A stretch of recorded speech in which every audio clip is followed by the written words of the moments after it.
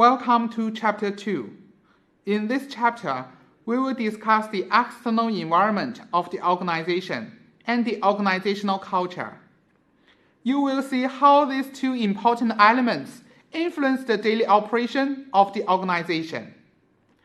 Before we go through the main content of today's lecture, let's firstly review a piece of news about Cathay Pacific, the largest airline based in Hong Kong, China. Due to the influence of the COVID-19, Cathay Pacific significantly suffered. Because of the travel restriction, the company only operated at 2 to 3% of passenger revenue compared to pre-pandemic levels. Therefore, Cathay Pacific decided to cut around 8,500 jobs in order to maintain the operation. This was the largest layoffs in its 74-year history. Meanwhile, Cathay Pacific also terminated the brand of Cathay Dragon, one of its main subsidiaries. Do you think this large crisis was caused because of the inappropriate management of the managers? Do you think managers of Cathay Pacific should take the full responsibility? While you are thinking about my question, let's see another example. If you love sports, you will definitely know that professional sports coaches are usually fired if their teams lose more games than they win.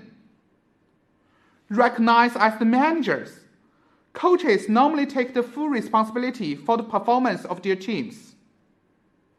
Do you think this is fair to the coaches? Why or why not? How much responsibility should a manager take for the operating performance of the organization? How much difference can a manager make for an organization? This is actually related to different views of management: omnipotent view or symbolic view. The dominant view in management theory and society in general believes that managers are directly responsible for an organization's success or failure. We call this perspective as omnipotent view of management. In Chapter 1, we emphasized how important managers were to organizations. Differences in an organization's performance are assumed to be caused by the decisions and actions of its managers. Good managers anticipate change, explore opportunities, correct poor performance, and effectively lead their organizations. When the profit increases, managers take the credit and are rewarded. However, when profits are down, top managers are often fired in the belief that new blood will bring improved results. This can actually explain why professional sports coaches will be fired and replaced if they lose more games. In the omnipotent view, someone has to be held accountable when organizations perform badly, regardless of the reasons. And that someone is the manager. Of course, when things go well, managers also get the credit, even if they had little to do with the positive outcomes. The view of manager as omnipotent is consistent with the stereotypical picture of take-charge business executive who overcomes any obstacle in seeing that the organization achieves its goals. On the other side, people have argued that much of an organization's success or failure is due to external forces outside managers' control. Just like the case of Cathay Pacific, managers actually could not do much for the COVID-19, which was a significant external factor for the company. This perspective is called the symbolic view of management.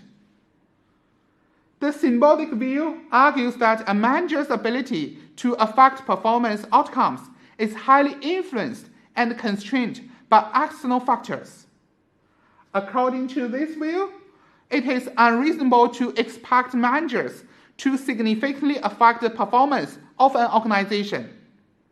Instead, the organization's performance is influenced by factors over which managers have little control, such as the economy, customers, governmental policies, competitors' actions, industry conditions, and decisions made by peerless managers.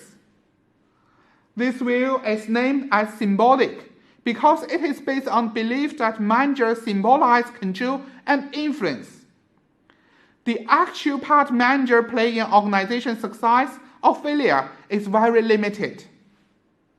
However, both omnipotent view and symbolic view have limitations. In reality, managers are neither all-powerful nor helpless. However, their decisions and actions are constrained. The external constraints normally come from the organization's environment, while the internal constraints come from the organization's culture. Now, could you please think about some examples of the external factors and the organizational cultures? We will discuss the external environment of the organization and the organizational culture in details in the following lectures. This is the end of today's lecture. Thank you.